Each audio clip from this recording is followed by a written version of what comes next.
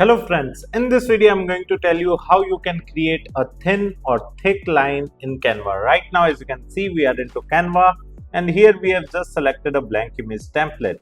Now we are going to elements and here we will simply search for line, and in the shapes we will simply add a line.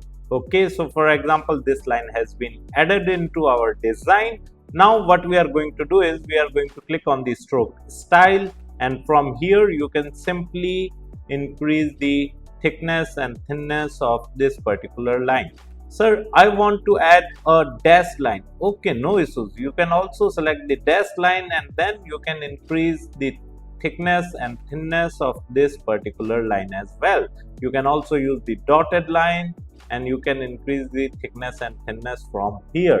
If you like this video, hit the like button and subscribe to our YouTube channel to watch more videos like this. Thank you. If you want to learn digital marketing for free, then subscribe Digital Bikana YouTube channel right now.